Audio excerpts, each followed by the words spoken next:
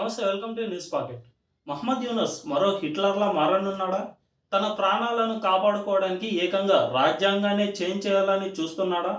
Sheikh Hasina army chief వకారుజ్ జమాన్ల నుంచి తప్పించుకునేందుకు భారీ కుట్రకు తెరలేపాడా? రాజ్యాంగాన్ని చేంజ్ చేస్తే ఇక చనిపోయేంత వరకు యూనసే అధ్యక్షుడిగా ఉండనున్నాడా? ఈ ప్రాసెస్లో చిన్న తప్పిదం జరిగిన యూనస్కు చావు తప్పదా? యూనస్ కుట్రలను భారత నిఘా సంస్థ ఎలా ట్యాకిల్ చేయనుంది? చూద్దాం. మహమ్మద్ యూనస్ ఇప్పుడు తన దేశంలోని రాజ్యాంగాన్ని చేంజ్ చేయాలని అనుకుంటున్నాడు. అందుకోసం పక్కా ప్రణాళికను రచిస్తున్నాడు. బంగ్లాదేశ్ను పాకిస్తాన్ నుంచి వేరు చేసి స్వాతంత్రం తెచ్చిన ఆ దేశ జాతిపిత షేక్ ముజిబుర్ రెహమాన్కు సంబంధించిన గుర్తులన్నిటినీ ఒక్కొక్కటిగా చెరిపేస్తున్నాడు.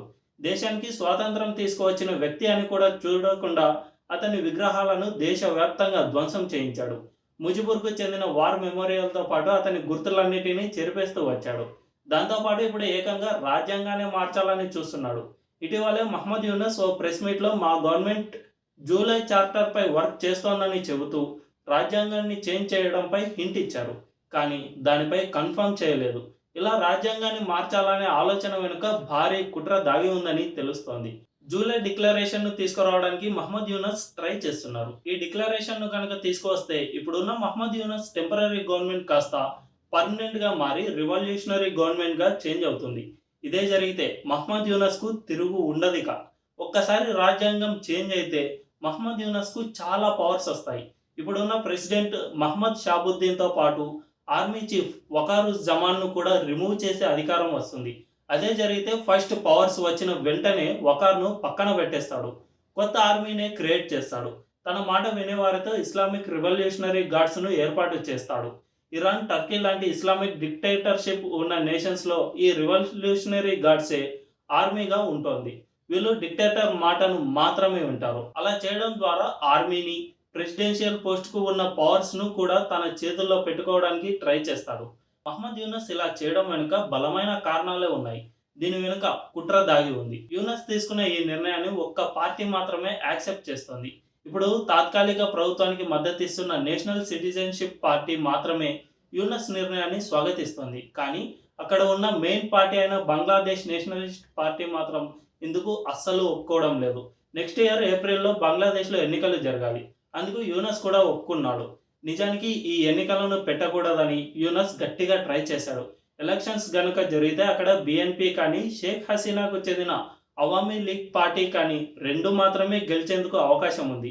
ఇప్పుడు అవామీ లీగ్ పై బ్యాన్ ఉంది కాబట్టి మ్యాక్సిమం బిఎన్పి పార్టీనే గెలుస్తుంది. అయితే అదే జరిగితే ఖలీదా జియా అక్కడ ప్రధానమంత్రి అవుతారు. కానీ మహమ్మద్ యూనస్ గనుక ఈ రాజ్యాంగాన్ని చేంజ్ చేస్తే ఖలీదా జియా ఎప్పటికీ ప్రధానమంత్రి కాలేరు. ఈ అవకాశాన్ని ఆమె వదులుకోవడానికి సిద్ధంగా లేదు. ఇక మరోవైపు ఆర్మీ చీఫ్ వకారుజ్ జమాన్ కూడా దీనికి ఒప్పుకోడు. ఎందుకంటే రాజ్యాంగం గనుక చేంజ్ అయితే మొదటగా ఊడిపోయేది అతని పదవే కాబట్టి వకార్ను జైల్లోకి వేసినా ఆశ్చర్యపోనక్కర్లేదు కాబట్టి వకార్ దీన్ని తీవ్రంగా వ్యతిరేకిస్తున్నాడు. ఇదే కనుక జరిగితే ఆర్మీని యూజ్ చేసి తానే గవర్నమెంట్ను ఫామ్ చేసిన ఆశ్చర్యపోనక్కర్లేదు. ఇక భారత్లో ఉన్న షేక్ హసీనాకు మన రీసెర్చ్ అండ్ అనాలిసిస్ వింగ్ రా హెల్ప్ చేస్తుంది. మహమ్మద్ యూనస్ను గద్దె దింపడానికి ఆల్ టైమ్ వర్క్ చేస్తోంది. ఎక్కడ చిన్న లూప్ హోల్ దొరికినా యూనస్ గవర్నమెంట్ పడిపోయినట్లే. దీనికోసం ఢాకా స్ట్రీట్స్లో రా ఏజెంట్లు ఇప్పటికే రెడీగా ఉన్నారు. సో మహమ్మద్ యూనస్ రాజ్యాంగాన్ని చేంజ్ చేస్తానని అనుకుంటే అతనికి మెయిన్గా ముగ్గురు స్ట్రాంగ్ విలన్స్ అపోజిట్గా ఉంటారు.